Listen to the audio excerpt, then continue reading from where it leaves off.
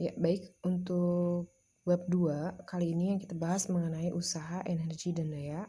Sebelumnya mungkin kalian pernah belajar tentang usaha saat di bangku SMP ya, sekolah menengah pertama kemarin.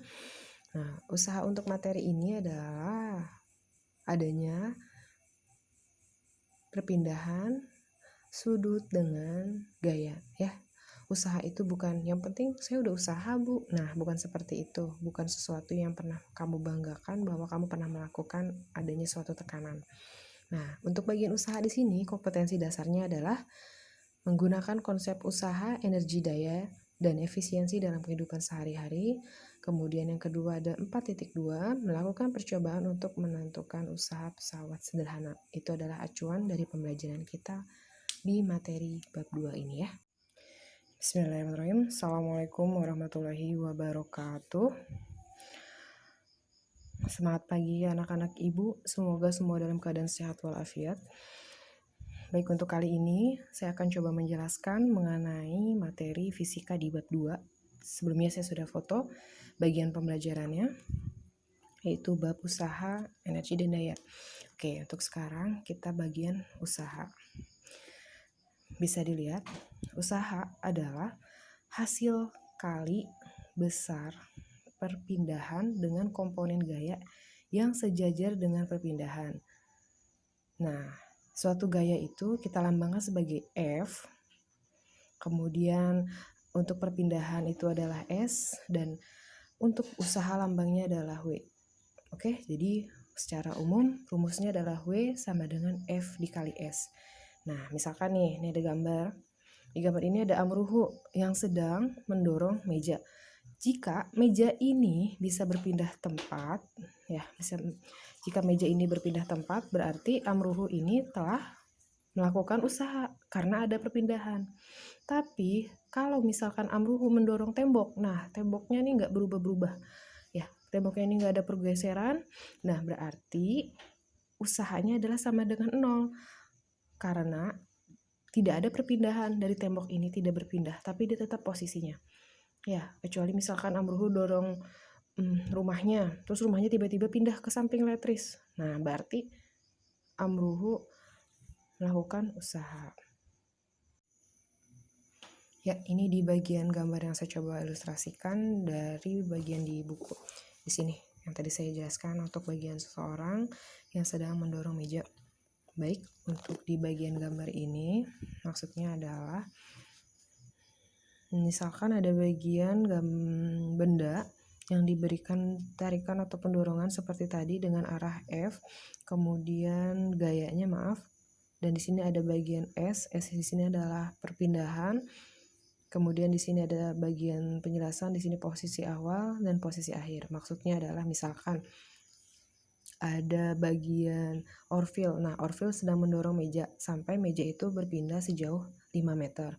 Karena ada dorongan ataupun gaya yang diberikan Orville terhadap meja sehingga meja tersebut bisa berpindah tempat. Nah, ini udah saya jelaskan, ada bagian posisi awal dan posisi akhir. Tadi sebelumnya sudah ada di bagian buku ya, bahwa W sama dengan F kali S. Di mana W itu adalah usaha yang diberikan oleh Orville sehingga benda tersebut bisa berpindah tempat atau dinamakan sebagai satuannya Joule, dan F di sini adalah sama dengan gaya dengan satuannya Newton, dan S sama dengan perpindahan dengan satuannya meter. Nah, ini jika meja tersebut berpindah tempat. Namun, jikalau tadi mendorong tembok, misalkan ya, bagian mendorong tembok, kita ilustrasikan saja. W atau usaha yang dilakukan oleh amruhu misalkan untuk mendorong tembok tersebut walaupun besar banget 100 Newton, kemudian dikali S, S-nya itu adalah perpindahan. Jika tembok tersebut tidak berpindah posisi sedikit pun berarti tidak ada perpindahan atau sama dengan 0, maka bisa disebut tadi yang saya maksud W sama dengan 100 dikali 0, berapapun angkanya dikali 0 adalah 0 ya, 0 Joule.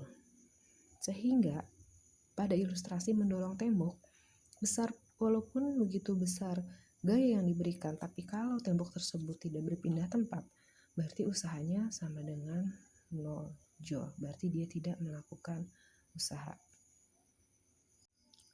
Baik, pada kali ini saya akan mencoba untuk menjelaskan contoh.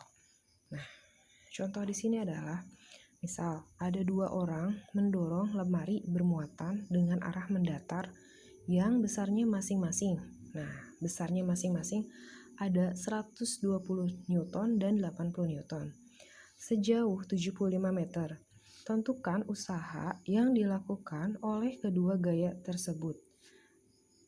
Saya punya tips untuk menyelesaikan soal cerita. Langkah pertama adalah kita harus tahu dulu yang tadi saya maksud. Ada bagian W sama dengan F dikali S. Nah, kita harus tahu dulu. W ini adalah satuannya Joule, kemudian F di sini satuannya adalah Newton, dan S di sini satuannya adalah meter. Nah, kita cek dulu sekarang ada angka. Ini ada angka juga, ada angka juga. Setelah kita tahu angka, nah kita harus tahu dulu satuannya. Cek, kalau dia satuannya Newton, kita bisa lihat lagi ke atas tadi. Ini yang tadi satuan ya. Nah, kalau satuannya Newton, berarti di sini adalah F. Oke, berarti di sini adalah F. Karena ini pertama F1. Nah, selanjutnya di sini ada 80 Newton. Berarti 80 Newton ini adalah F2. Kemudian ada 75 meter. Cek, M tadi itu adalah satuan dari apa? Nah, betul. M itu adalah satuan dari sekon. Dari perpindahan atau S, jarak. Nah, di sini kita udah tahu ada F1, F2, dan perpindahan atau S. Kemudian, lihat, tentukan usaha. Sebelumnya tadi kita udah bahas, W itu adalah usaha, F gaya, S adalah perpindahan. Maka di sini yang ditanyakan lambangnya adalah huruf W. Nah, dari situ kita bisa tulis yang ditanyakan adalah W, F1 120 Newton, F2 80 Newton. Baik, untuk menentukan mana F1 sama F2 bisa dilihat biasanya dari bahasanya ya. Kalau dia mendahulukan angka 120 berarti itu F1. Kalau dia mendahulukan angka 80 berarti itu adalah F1. Karena di kasus ini yang didahulukan adalah 120 Newton, berarti di sini F1, ya ini adalah F2. Oke, lanjut. Bagian di gambar ini sudah ada gambar F1, F2. Nah, berarti di sini udah bisa diketahui bahwa F1-nya adalah 120 Newton, F2-nya adalah 80 Newton. Perhatikan ya, anak-anak, dari F1 dengan F2 ini adalah sejajar. Maaf, searah pula. Kalau searah berarti sama-sama ke kanan, ya. F1 ke kanan, F2-nya ke kanan. Berarti antara hubungan F1 dan F2 ini adalah ditambahkan atau dijumlahkan. Kemudian antara perpindahan, ini ada posisi awal, kalau sebelumnya saya sudah pernah menjelaskan posisi awal. Nah, ini adalah bagian posisi akhir. Tadi mendorong lemari, berarti lemari ini berpindah. Nah, jangan lupa ini ada angka, ada satuan 75 meter. Dicek. Tadi kalau bagian satuannya M, berarti lambangnya adalah S, maka 75 meter ini adalah miliknya S. Ini hanya diilustrasikan saja. Kalau kamu sudah paham menjawab soal, gak apa-apa, tidak perlu digambar. Ya, ini hanya untuk ilustrasi aja. Oke, lanjut. Ditanyakan ada W, maka penyelesaiannya adalah W sama dengan, dikarenakan ini ada F1 dengan F2, berarti gunakan ini. Ini dibacanya adalah sigma. Yang membedakan dengan rumus tadi, kalau yang tadi karena di sini maaf ya tidak ada F1, F2, jadi hanya F aja. Nah, kalau di bagian yang selanjutnya ini ada F1 dan F2. Karena dia searah, maka di sini menjumlahkan. Jika dia berlawanan arah, F1 ke kanan, F2 ke kiri, maka itu dikurang. Ya, baik, kita fokus di sini. Kembali lagi, karena ini searah berarti F1 ditambah F2.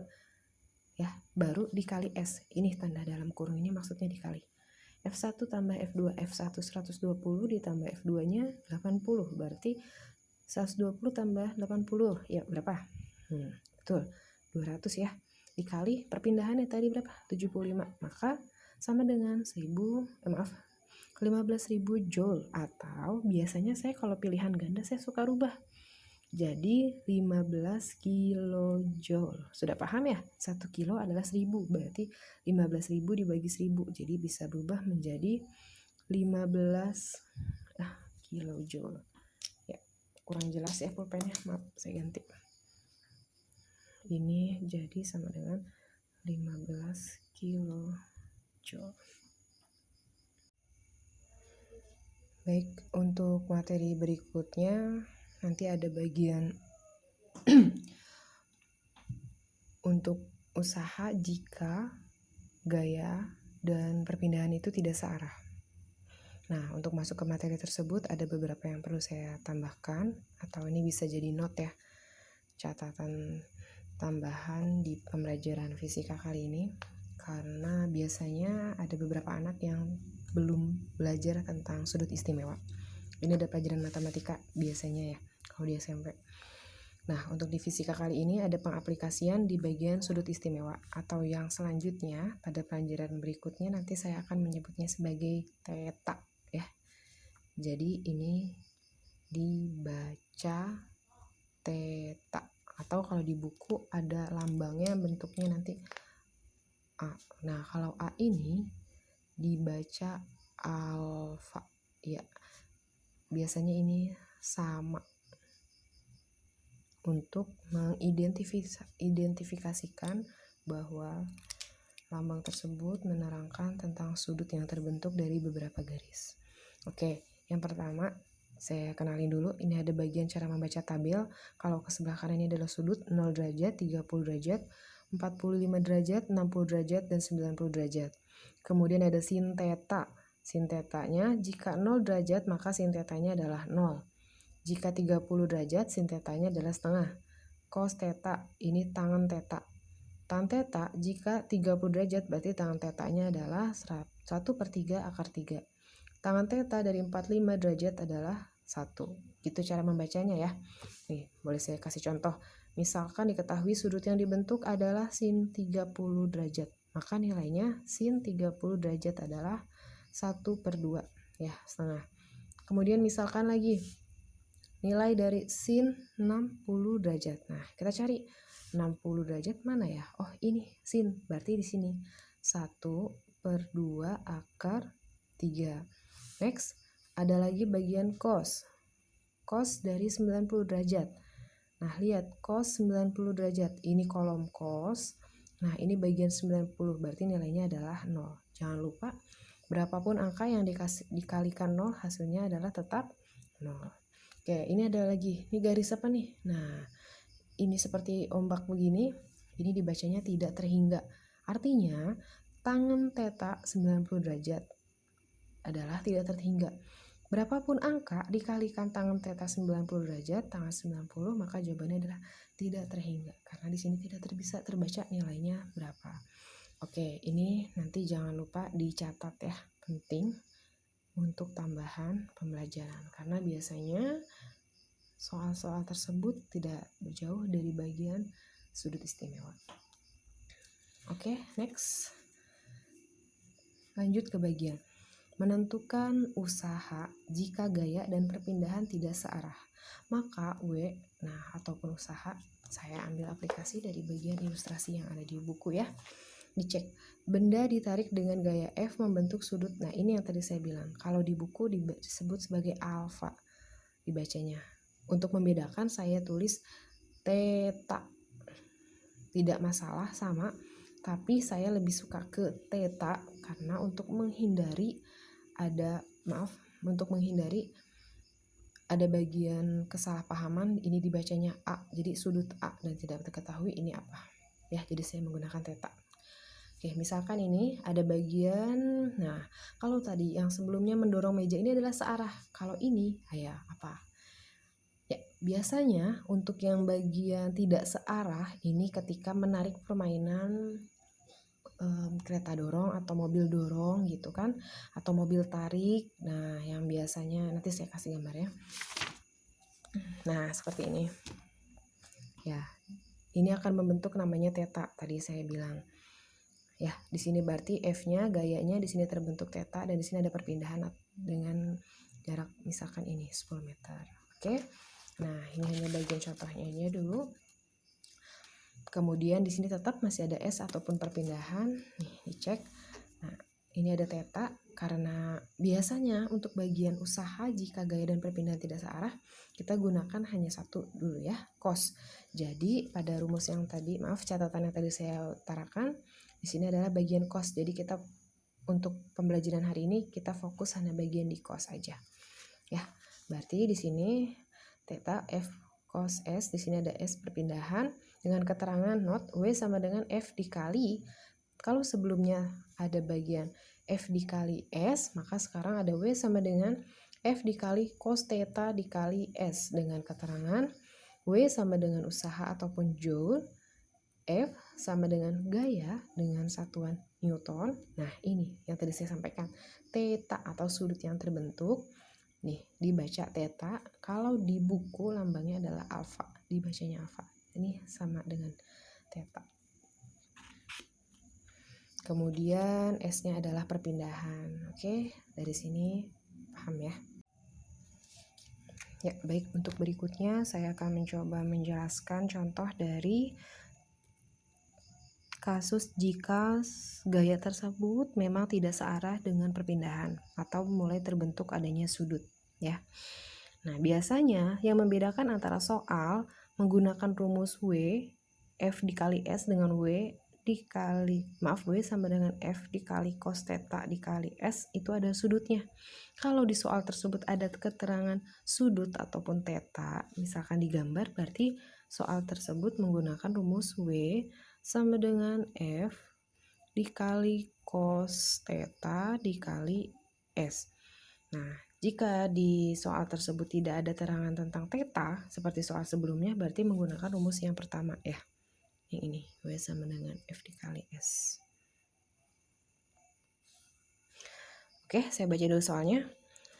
Seseorang menarik sebuah benda menggunakan tali dengan gaya sebesar 120 Newton yang membentuk sudut theta sama dengan 60 derajat terhadap bidang datar. Tentukan usaha yang dilakukan untuk memindahkan benda tersebut hingga bergeser sejauh 100 meter. Nah, jangan lupa tadi, ketika kita mengerjakan soal, pertama kali yang kita harus lihat adalah cek angkanya. Nah, ada angka, ada satuan.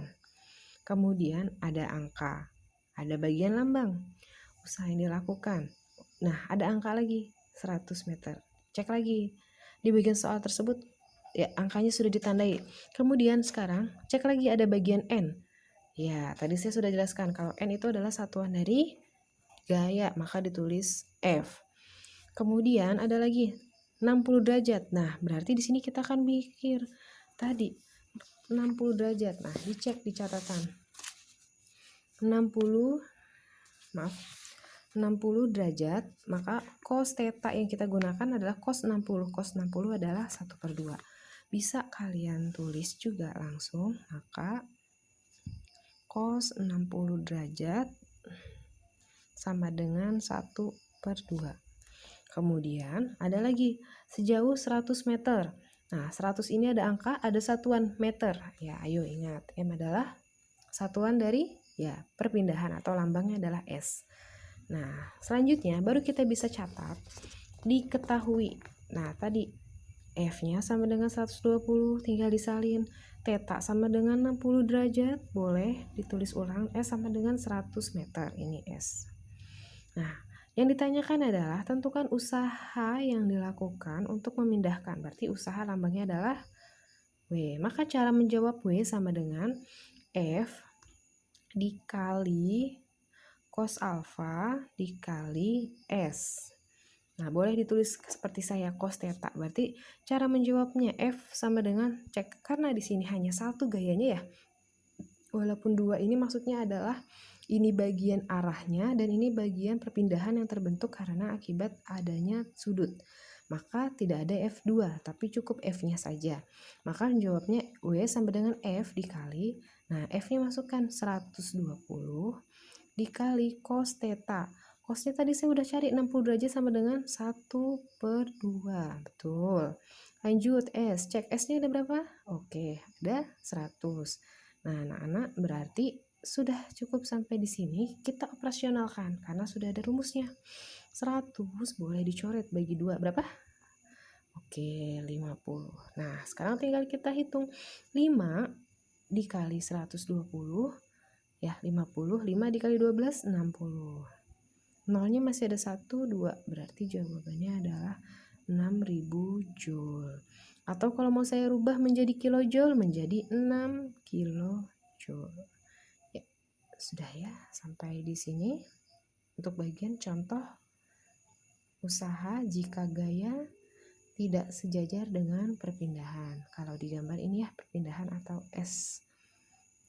Ini gayanya dari sini 120 Newton. Ini untuk sudutnya yang terbentuk adalah 60 derajat.